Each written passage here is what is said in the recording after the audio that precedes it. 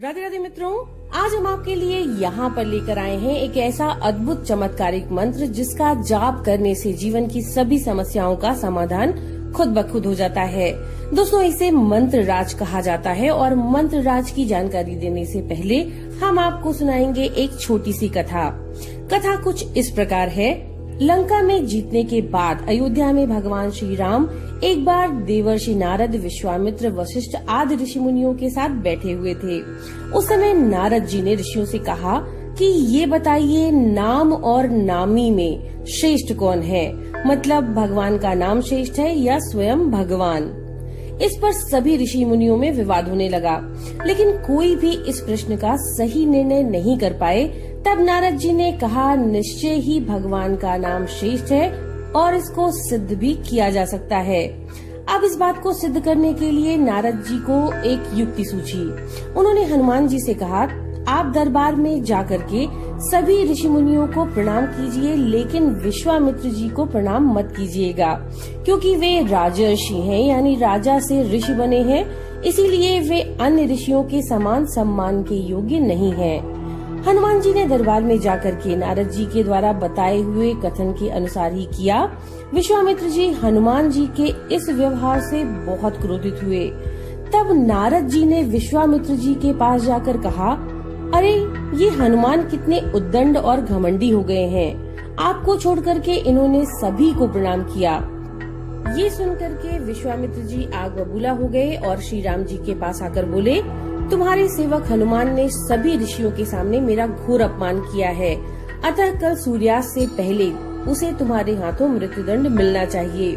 विश्वामित्र जी श्री राम जी के गुरु थे, अतः श्री राम जी को उनकी आज्ञा का पालन करना ही था।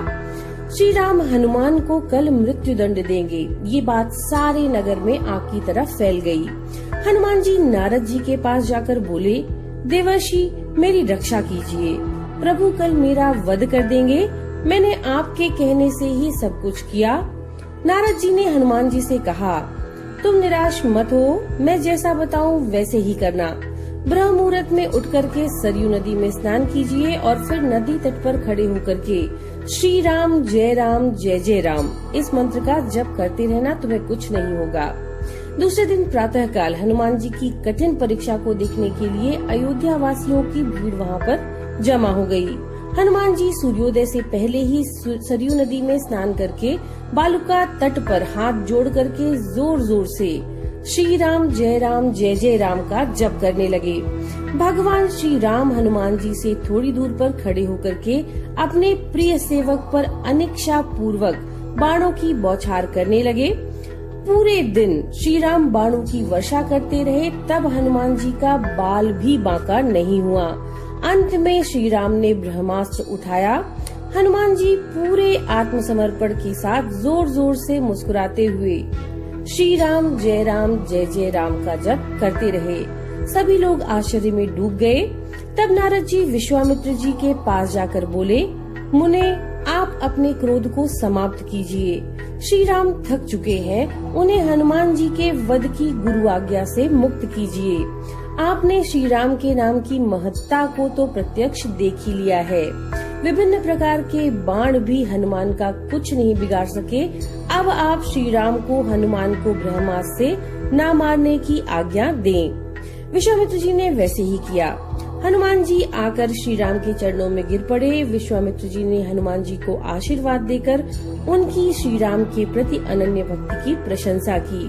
तो दोस्तों, ऐसा कहा जाता है, गोस्वामी तुलसीदास जी ने भी ये कहा है कि राम नाम राम से भी बड़ा है, क्योंकि भगवान राम ने तो अहिल्या को उतारा था, लेकिन राम नाम के जप ने करोड़ों दुर्जनों की बुद्धि को सुधार दिया है। तो दोस्तों, अब तक आपने उस महामंत्र का अंदाजा तो लगा ही लिया होगा। जी हाँ दोस्तों, वो महामंत्र वही है जिसने हनुमान जी की संकट से रक्षा की। वो महामंत्र है श्री राम जय जय राम। दोस्तों, ये मंत्र राज भी कहलाता है और ये उच्चारण करने में जितना सरल है, ये बंधनों से भी उतना ही मुक्त है। यानी इसका देश काल पात्र से जुड़ा हुआ कोई भी बंधन नहीं है। यानी कोई भी व्यक्ति किसी भी समय कहीं पर भी इस मंत्र का जाप कर सकता है। इस मंत्र को विजय मंत्र क्यों कहा जाता है? क्योंकि सतगुण के रूप में निष्काम भाव से इस मंत्र का जप करके साधक अपनी इंद्रियों पर जहाँ एक ओर विजय प्राप्त कर सकता है, वहीं दूसरी ओर रजोगुण के रूप में यानी कामना पूर्ति के लिए इस महामंत्र के जप से मनुष्य के जीवन की दरिद्रता, दुख और सभी आपत्तियों पर विजय प्राप्त होती है।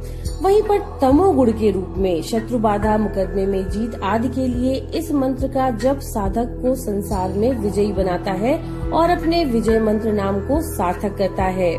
जो सच्चा साधक होता है, गुणातीत जिसे गीता में स्थित प्रज्ञ कहा गया है, को ये विजय मंत्र परम ब्रह्म परमात्मा का दर्शन कराता है। इसी विजय मंत्र के कारण बजरंगबली हनुमान को श्री राम का सानिध्य और कृपा मिली और समर्थ गुरु रामदास जी ने इस मंत्र का 13 करोड़ जप किया और भगवान श्री राम ने उन्हें प्रत्यक्ष दर्शन दिए। इस मंत्र में 13 अक्षर हैं और 13 लाख जप का एक पुरस्चरण माना जाता है।